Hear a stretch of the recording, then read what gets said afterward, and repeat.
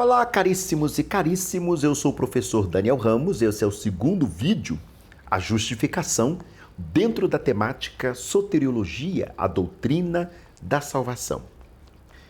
A natureza da justificação, absolvição divina. A palavra justificar é o termo judicial que significa absorver, declarar justo ou pronunciar sentença de aceitação.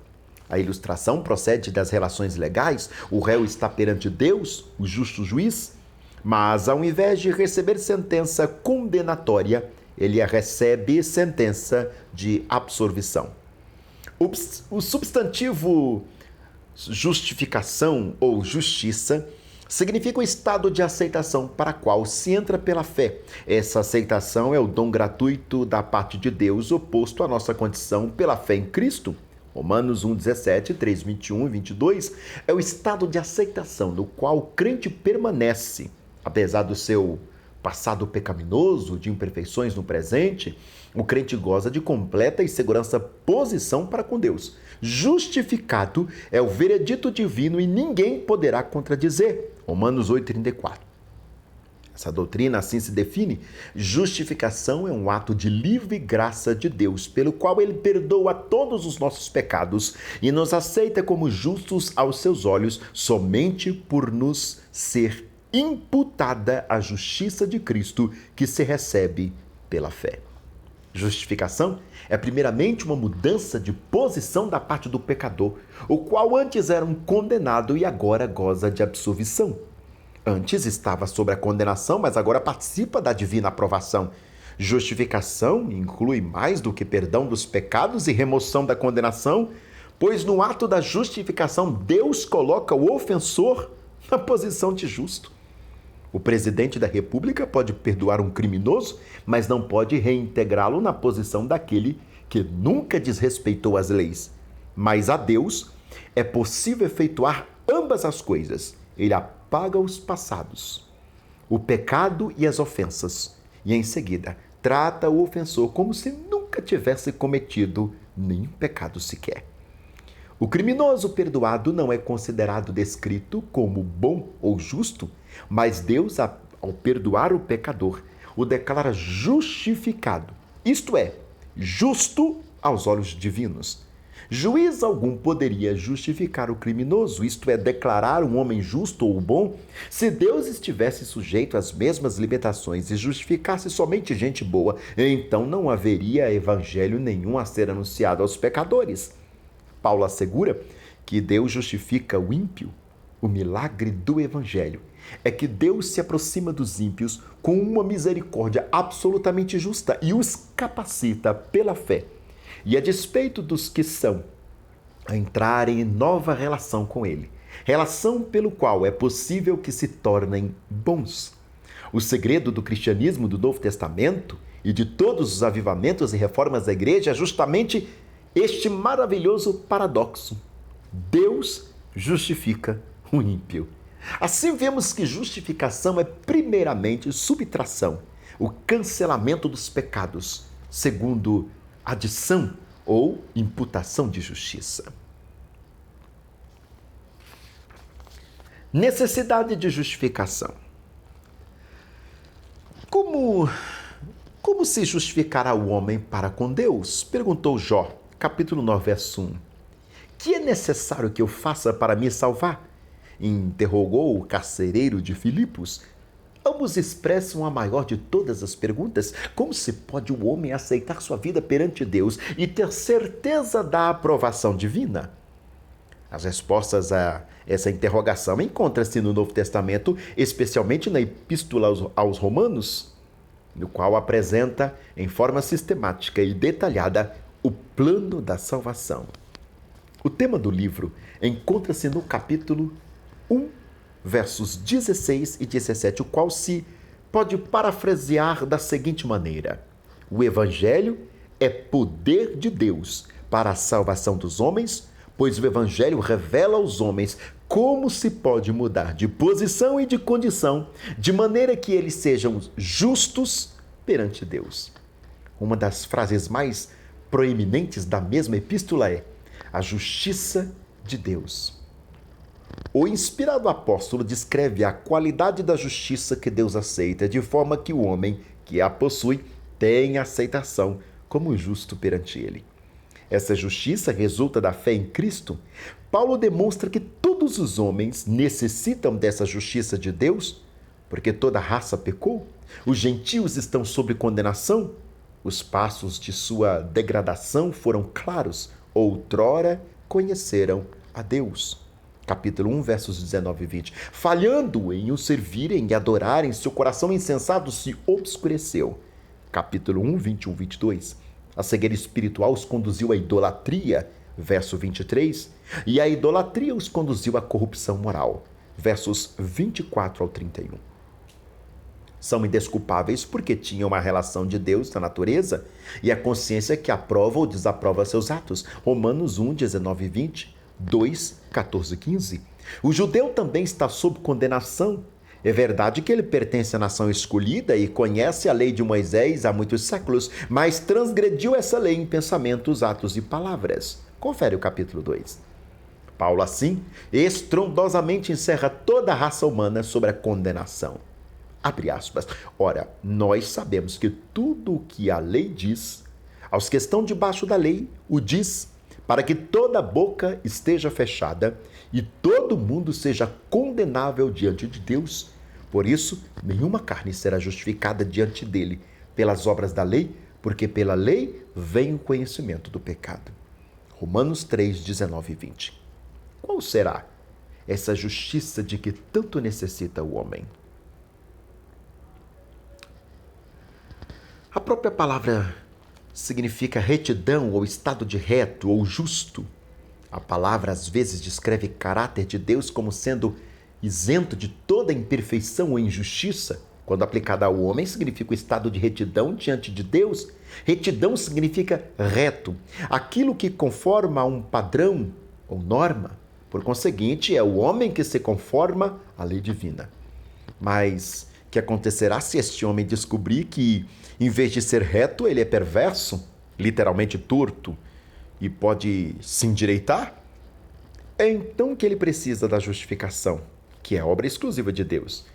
Paulo declarou que pelas obras da lei ninguém vai ser justificado. Essa declaração não é uma crítica contra a lei, no qual é santa e perfeita. Significa simplesmente que a lei não é dada com esse propósito de fazer justo o povo, e sim de suprir a necessidade de uma norma de justificação, ou norma de justiça. A lei pode ser comparada a uma fita métrica que pode medir o comprimento do pano, sem contudo aumentar o comprimento. Podemos compará-lo a uma balança que determina o nosso peso, sem contudo aumentar esse peso. Pela lei vem o conhecimento do pecado, mas agora se manifestou sem a lei a justiça de Deus. Confere, Romanos capítulo 3, verso 21. Notem a palavra agora. Ninguém disse que Paulo dividiu todo o tempo em agora e depois. Em outras palavras, a vinda de Cristo operou uma grande mudança nas transgressões de Deus com os homens, ou dos homens com Deus. Introduziu uma nova dispensação. Durante séculos, os homens pecaram e arrependiam, Durante séculos, os homens pecavam e aprendiam a impossibilidade de aniquilarem ou vencerem seus pecados. Mas agora Deus, claro e abertamente, revelou-lhe um novo caminho. Muitos israelitas julgavam que devia haver um meio de serem justificados pela guarda da lei, por duas razões. Primeiro, perceberam um grande abismo entre as exigências de Deus para com Israel e seu verdadeiro estado espiritual. Israel era injusto. A salvação não podia proceder dos próprios méritos ou esforços. A salvação teria que proceder de Deus por sua intervenção. E segundo, muitos israelitas reconheceram por experiência própria sua incapacidade de guardar perfeitamente a lei, chegaram à conclusão de que devia haver uma justiça alcançável, independentemente de suas obras e esforços. Em outras palavras, anelavam por redenção e graça. E Deus lhes assegurou que tal justiça lhes seria revelada. Paulo, em Romanos 3,21, fala da justiça de Deus sem a lei, todo o testemunho da lei.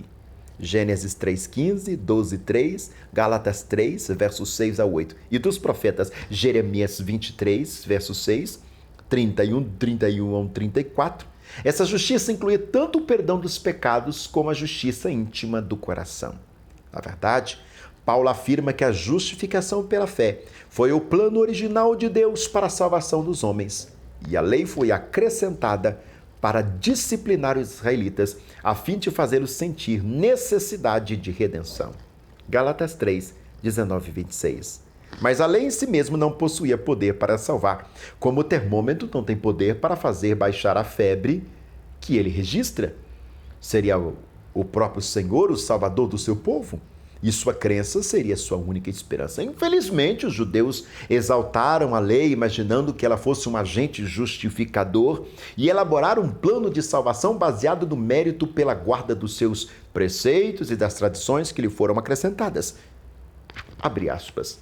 Porquanto, não conhecendo a justiça de Deus e procurando estabelecer a sua própria justiça, não lhe sujeitaram a justiça de Deus. Romanos 10, 3. Não conheceram o propósito da lei, confiaram nela como meio de salvação espiritual, ignorando a pecabilidade dos seus próprios corações e imaginaram que seriam salvos pela guarda da lei ou guarda da letra da lei. Por essa razão, quando Cristo veio oferecendo-lhes salvação dos seus pecados, pensavam que não precisavam de um Messias como ele. Confere. João 8, do 32 ao 34. O pensamento dos judeus era o de estabelecer rígidos requisitos pelos quais conseguiriam a vida eterna. Abre aspas. Que faremos, pais? Que faremos para executarmos as obras de Deus? Perguntaram. E não se prontificaram a obedecer à indicação de Jesus. Abre aspas. A obra de Deus é esta, que creais naquele que ele enviou. João 6, 28 e 29. Tão ocupados estavam em estabelecer seu próprio sistema de justiça que perderam por completo a oportunidade de serem participantes da justificação divinamente provida para os homens pecadores. Na viagem, um trem representa um meio de conseguir um determinado alvo. Ninguém pensa em fazer do trem sua morada. Antes, preocupa-se tão somente em chegar ao destino. Ao chegar a este destino, deixa-se o trem. A lei foi dada a Israel com o propósito de conduzi-los a um destino. E esse destino é a fé na graça salvadora de Deus. Mas ao aparecer o Redentor, os judeus satisfeitos consigo mesmos, vaidosos, fizeram o papel do viajante que, chegando ao seu destino, se recusa a deixar o trem, embora o condutor lhe diga: estamos no fim da viagem.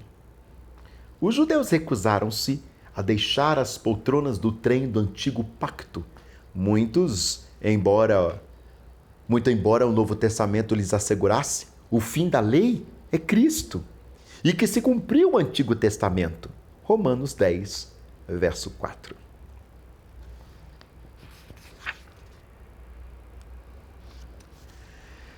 A fonte da justificação, a graça. Graça significa, primeiramente, favor ou a disposição bondosa da parte de Deus. Alguém definiu como a bondade genuína a favor não recompensados e favor não recompensados, ou favor não merecido, ou favor imerecido. Dessa forma, a graça nunca irrompe em divina. O que Deus concede, concede-o com favor. Nunca podemos recompensá-lo ou pagar-lhe. A salvação é sempre apresentada como um dom, um favor não merecido, impossível de ser recompensado. É um benefício legítimo de Deus. Romanos 6, 23. O serviço cristão, portanto, não é pagamento pela graça de Deus. Serviço cristão é o meio pelo qual o crente aproveita para expressar sua devoção e amor a Deus. Nós o amamos porque ele primeiramente nos amou. A graça é a transação de Deus com o homem, absolutamente independente da questão de recompensar ou não merecer. Graça não é tratar a pessoa como merece, nem tratá-la melhor do que merece, escreveu L.S. Schaeffer. É tratá-la graciosamente com as mínimas referências aos seus méritos. Graça é amor infinito expressando-se em vontade e bondade divina. Devemos evitar certo mal-entendido. Graça não significa que Deus é de coração tão magnânimo que abranda a penalidade ou desiste de um juízo justo. Sendo Deus soberano e perfeito do universo, ele não pode tratar indulgentemente o assunto do pecado, pois isso depreciaria sua perfeita santidade e justiça. A graça de Deus aos pecadores revela-se no fato de que ele mesmo, pela expiação de Cristo, pagou toda a pena do pecado. Por conseguinte, ele pode justamente perdoar o pecado sem levar em conta os merecimentos ou não merecimentos. Os pecadores são perdoados não porque sejam benignos, para desculpar os pecados deles, mas porque existe redenção mediante o sangue maravilhoso de Jesus Cristo. Romanos 3, 24, Efésios 1, 6.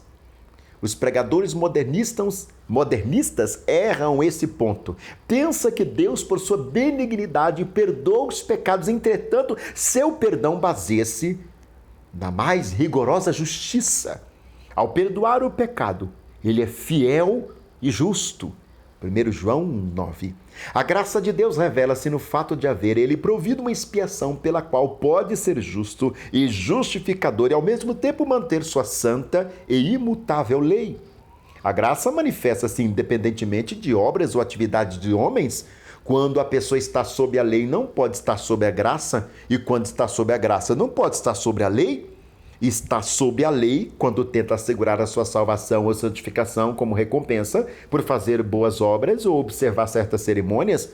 Essa pessoa está sobre a graça quando assegura para si a salvação por confiar na obra que Deus fez por ela e não na obra que ela fez para Deus. As duas esferas são mutuamente exclusivas. Gálatas 5:4. A lei diz: paga tudo. Mas a graça diz: tudo está pago. A lei representa uma obra a fazer. A graça é uma obra consumada. A lei restringe ações. A graça transforma a natureza. A lei condena. A graça justifica.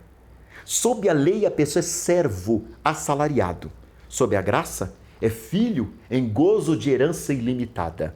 Enraizado no coração do homem, está a ideia de que o homem deve algo para tornar-se merecedor da salvação.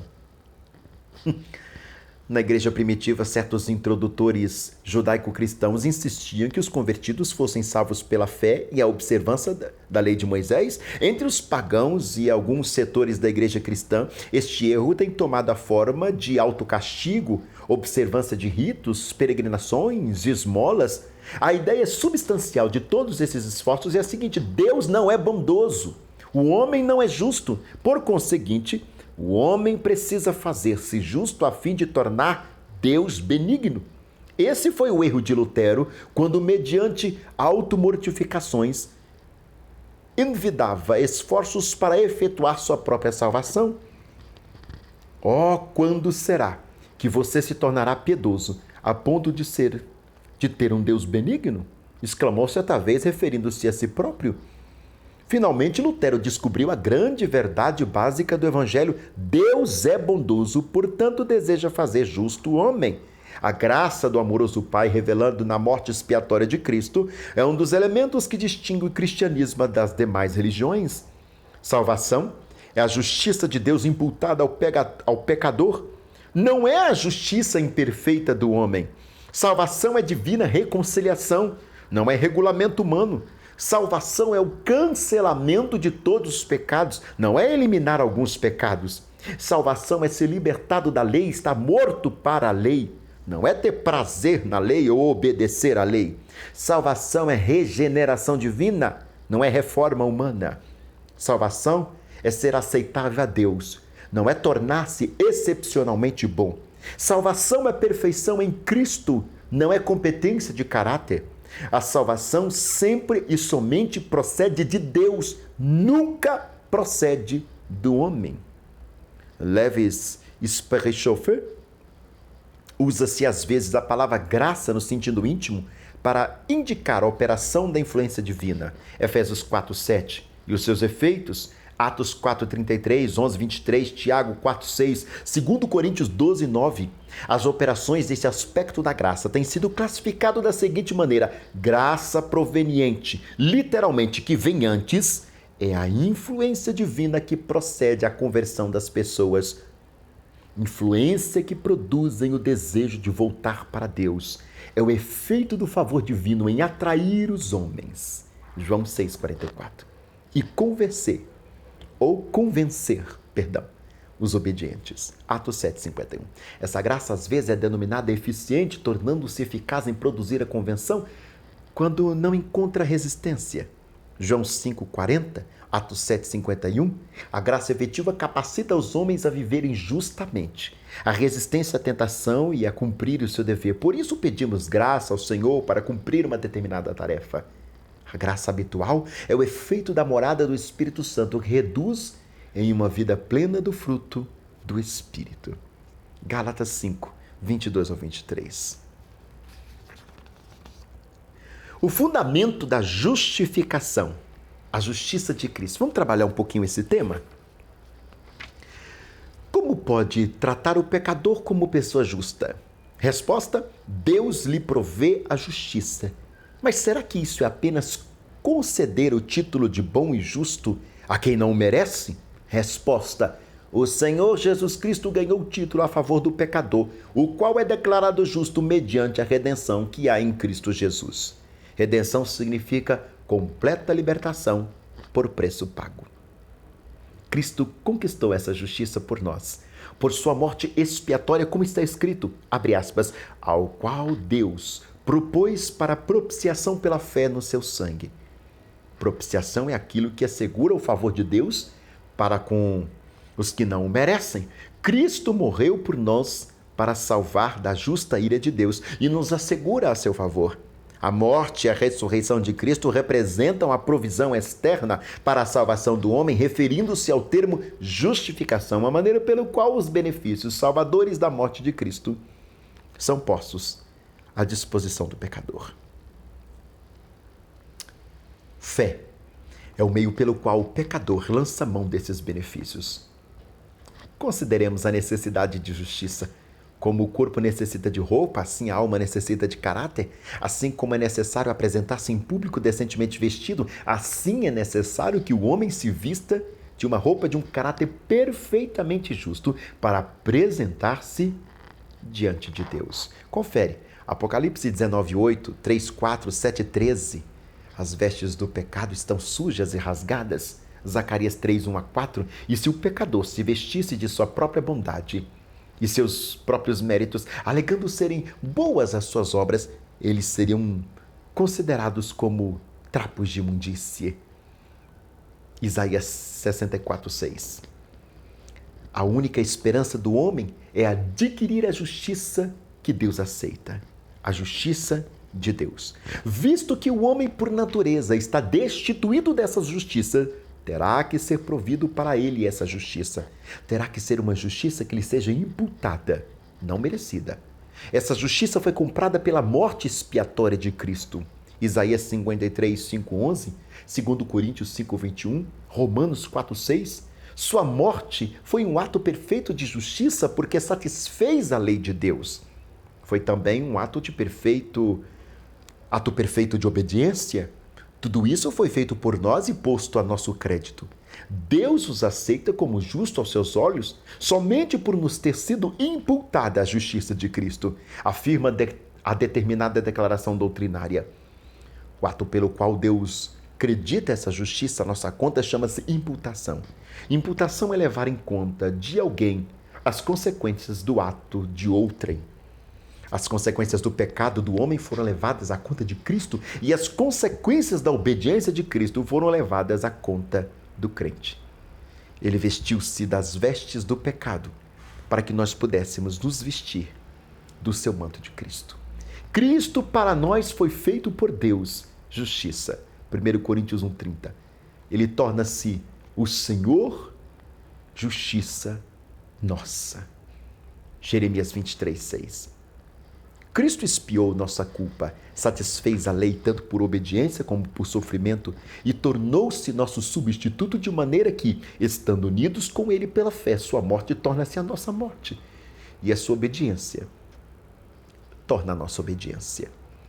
Deus então nos aceita, não por qualquer bondade própria que nos tenhamos, nem pelas coisas imperfeitas que são as nossas obras.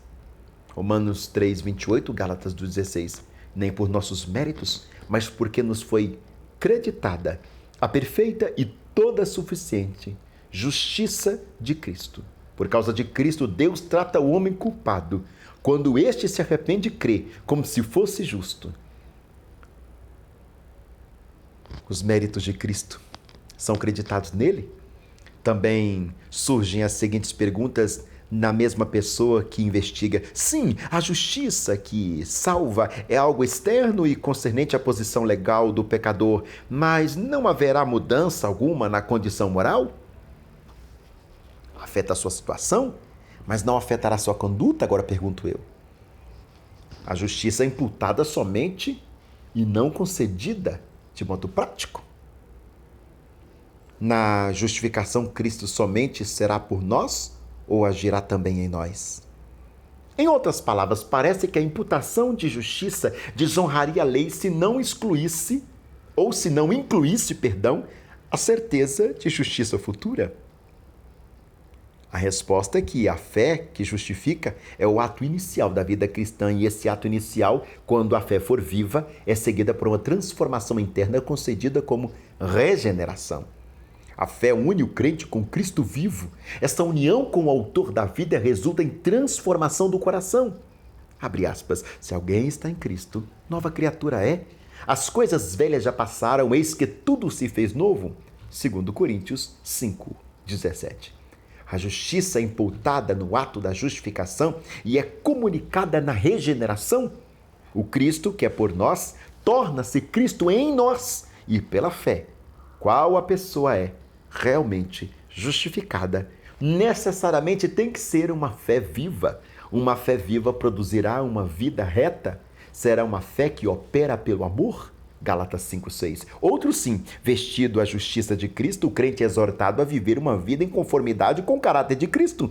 Abre aspas, porque o linho fino são as justiças dos santos, literalmente atos de justiça, lá de Apocalipse 19:8. A verdadeira salvação requer uma vida de santidade prática. Que julgamento faríamos de uma pessoa que sempre se vestisse de roupa imaculada, mas nunca lavasse o seu corpo? Incoerente, diríamos, mas não menos incoerente a pessoa que alega estar vestida da justiça de Cristo e ao mesmo tempo vive de modo indigno do Evangelho. Aqueles que se vestem da justiça de Cristo terão cuidado de purificar-se do mesmo modo como ela ou como ele é puro. 1 João 3:3. Os meios da justificação da fé.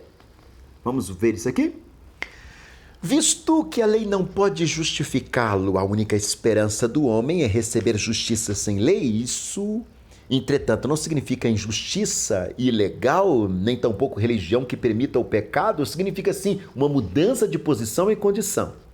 Esta é a justiça de Deus, isto é, justiça que Deus concede sendo também um dom, pois o homem é incapaz de operar a justiça. Lembra lá de Efésios capítulo 2, do 8 ao 10? Mas um dom tem que ser aceito. Como então será aceito o dom da justiça? Ou, usando a linguagem teológica, qual é o instrumento que se apropria da justiça de Cristo? A resposta é, pela fé em Jesus Cristo. A fé é a mão, por assim dizer, que recebe o que Deus oferece. Que essa fé é a causa instrumental da justificação, prova-se pelas seguintes referências: Romanos 3:22, 4:11, 9:30, Hebreus 11:7, Filipenses 3:9. Os méritos de Cristo são comunicados e seu interesse salvador é assegurado por certos meios. Esses meios necessariamente estão estabelecidos por Deus e somente Ele os distribui. Esses meios são a fé, o princípio único que a graça de Deus, ou que a graça de Deus usa para restaurar-nos à sua imagem e ao seu favor. Nascida como é no pecado, herdeira da miséria, a alma carece de uma transformação radical. Tanto por dentro como por fora, tanto diante de Deus como diante de si própria. A transformação diante de Deus denomina-se justificação. A transformação interna e espiritual que se segue chama-se regeneração pelo Espírito Santo. Isto é, despertada no homem pela influência do Espírito Santo, geralmente em conexão com a palavra. A fé lança mão da promessa divina e apropria-se da salvação. Ela conduz a alma ao descanso em Cristo como Salvador e sacrifício pelos pecados. Concede paz à consciência e dá esperança consoladora do céu. Sendo essa fé viva e de natureza espiritual e cheia de gratidão para com Cristo, ela é rica em boas obras de toda espécie. Abre aspas. Porque pela graça sois salvos, por meio da fé. Isto não vem de vós, é dom de Deus. Não vem das obras para que ninguém se glorie. Efésios 2, 8 e 9. O homem nenhuma coisa possuía com que comprar sua justificação. Deus podia condescender em aceitar com que o homem oferecia. O homem também não tinha capacidade para cumprir as exigências divinas. Então, Deus graciosamente salvou o homem sem pagar coisa alguma, gratuitamente por sua graça. Romanos 3:24. Essa graça, caríssimos e caríssimos, caríssimas e caríssimos, esta graça gratuita é recebida pela fé. Não existe mérito nessa fé, como não cabe elogios ao mendigo que estende a mão para receber uma esmola. Este método fere a dignidade do homem, mas perante Deus, o homem decaído não tem mais dignidade. O homem não tem possibilidade de acumular bondade suficiente para adquirir sua salvação. Nenhuma carne será justificada diante dele pelas obras da lei. Romanos 3:20. A doutrina da justificação pela graça de Deus mediante a fé do homem remove, pelo menos, 2 perigos. Primeiro, o orgulho da autojustiça e de autoesforço. E segundo, o medo de que a pessoa seja fraca demais para conseguir a salvação. Se a fé em si não é meritória, representando apenas a mão que se estende para receber a livre graça de Deus, que é então que lhe dá poder, que lhe garantiria, oferece à pessoa que recebeu esse dom gratuito de viver uma vida de justiça? É a pergunta que não quer calar. Importante e poderosa é a fé, porque ela une a alma a Cristo. E é justamente nessa união que se descobre o motivo e o poder para a vida de justiça. Abre aspas. Porque todos quantos fostes batizados em Cristo, já vos revestistes de Cristo. Gálatas 3:27. E os que são de Cristo crucificaram suas carnes com as suas próprias paixões e concupiscências. Gálatas 5:24. A fé não recebe passivamente, mas usa de modo ativo aquilo que Deus concede. É assunto próprio do coração. Romanos 10:9. Mateus 15:19, Provérbios 4:23, a quem crê com o coração, crê também com as suas emoções, afeições e seus desejos, ao aceitar a oferta divina da salvação. Pela fé, Cristo mora no coração. Efésios 3:17. A fé opera pelo amor, a obra da fé. 1 Tessalonicenses 1:3. Isto é, representa um princípio enérgico, bem como uma atitude receptiva. A fé, por conseguinte, é poderoso motivo para a obediência e para todas as boas obras.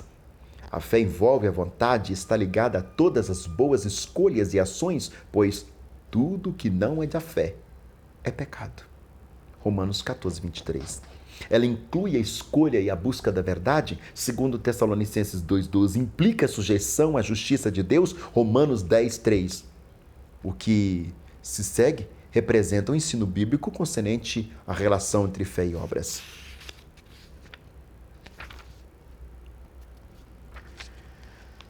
A fé se opõe às obras quando por obras entendemos boas obras que a pessoa faz com o intuito de merecer a salvação. Gálatas 3:11. Entretanto, uma fé viva produzirá boas obras. Tiago 2:26.